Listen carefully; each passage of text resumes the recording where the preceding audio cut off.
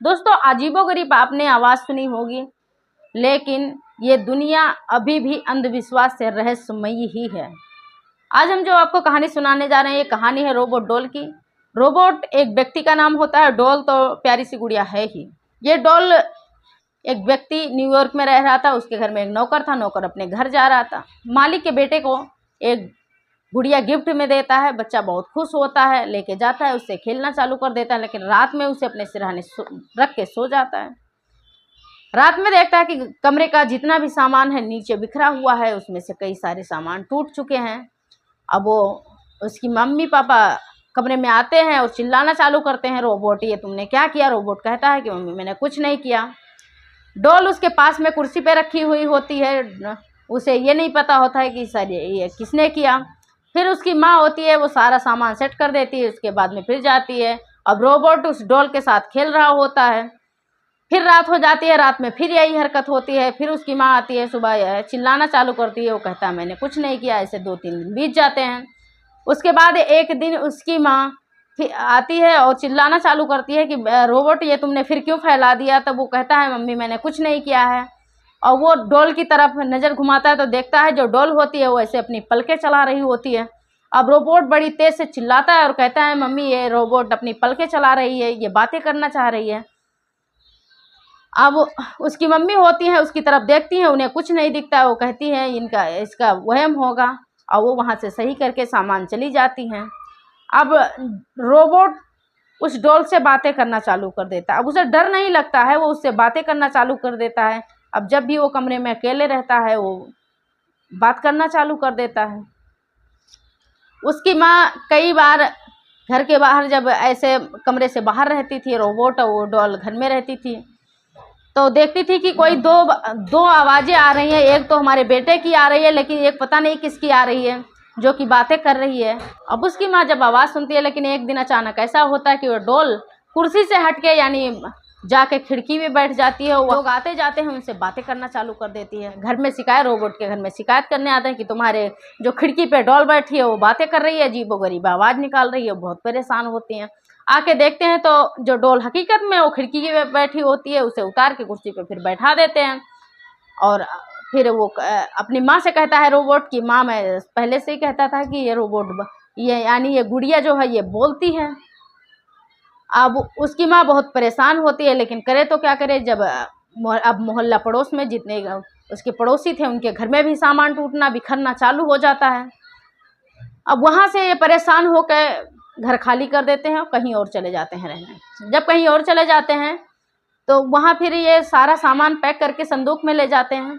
वहाँ जाने के बाद ऐसा होता है कि ये जो डॉल थी ये एक संदूक में पैक करके यहाँ से ले जाते हैं। संदूक में ही पैक रह जाती है, इसे निकालते नहीं हैं। और रोबोट अपनी पढ़ाई में लग जाता है। आर्ट में अच्छा पढ़ाई था, आर्ट में उसका बहुत मन लगता था। आर्ट बहुत अच्छा बनाता था, बहुत सारी तस्वीरें बनाता था। पढ़ने के बाद वो एक दिन यानी उसकी पढ़ाई पूरी होती है, एक दिन पेरिस जाता है। पेरिस में उन्हें से एक लड़की मिलती है। लड़की मिलने के बाद उससे बातें करता है और शादी के लिए प्रपोज करता है। वहाँ से फिर न्यूयॉर्क आता है। न्यूयॉर्क में इन दोनों की शादी हो जाती है, अच्छे से रह रहे थे। लेकिन एक दिन वो अपनी वाइफ से कहता है कि हमारे पास एक जो पुराने सामान है उसको खोलते हैं और अपने कमरे में सजाते हैं। उसकी वाइफ कहती है चलो ठीक है, हम अपने हस्बैंड के पुराने बचपन के खिलौने देखेंगे। अब वो जाती है, वहाँ खोलती है, उसमें एक डॉल, जब सारा सामान खोलते हैं उसमें बहुत सारे खिलौने निकलते हैं, एक डॉल भी निकलती है। अब जब डॉल निकलती है तो जो वो लड़का होता है जिसका नाम रोबोट होता है, रोबोट कहता है कि हमारी डॉल है, ये हमसे बातें भी करती है। अब उसकी जो वाइफ होती है वो कहती है कि ये मजाक कर रहे होंगे। उसको निकाल के एक कमरे में सजाता है और डॉल के सारे कपड़े उस कमरे में सजाता है।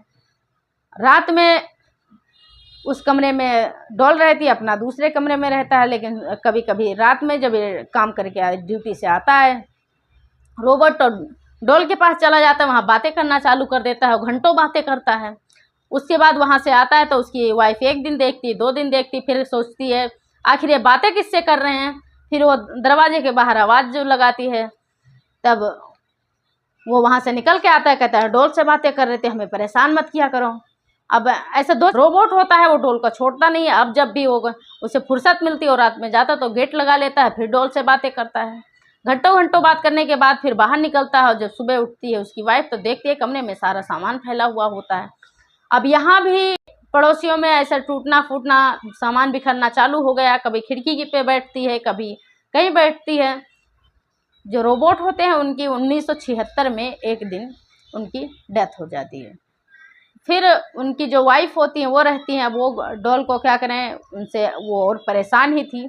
वो पड़ोस में ही एक लड़की को गिफ्ट कर देती हैं। जब पड़ोस में एक लड़की को गिफ्ट कर देती हैं, वो लड़की लेके जाती है, उसे खेल रही थी, लेकिन फिर उसके घर में भी यही, घर में फर्नीचर टूटना चालू हो गया, सामान बिखरना, सामान टूटना चालू हो गया। अब वो बहुत परेशान हुई और इनके पास आई कि ये जो डॉल जब से गई है, जब से हमारे घर में बहुत उथल पुथल मच गई है।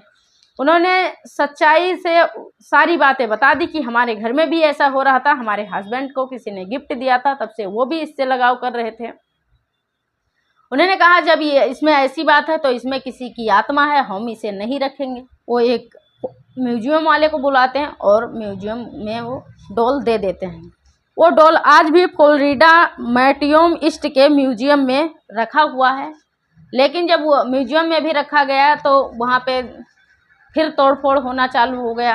अब म्यूजियम वाले भी बहुत परेशान, इसे कहीं फेंक भी नहीं सकते थे, उसे भी अब वो उसके यानी उस डॉल के लिए एक अलग केबिन बनाया और वहाँ उसे रख दिया। तब से म्यूजियम में शांति है।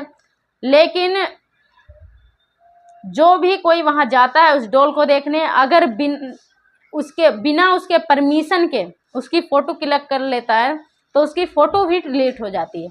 ऐसा हुआ, एक पत्रकार वहाँ जाता है, म्यूजियम में वो डॉल रखी हुई देखी, उसकी कई सारे फ़ोटो खींचे, वहाँ से घर आया, देखा कैमरा खाली है, फिर दोबारा गया, फिर वहाँ वीडियो शूट किए और घर आया। घर आने के बाद वीडियो यानी जितने फ़ोन में उसके वीडियो थे, वीडियो खाली है, फ़ोन खाली है।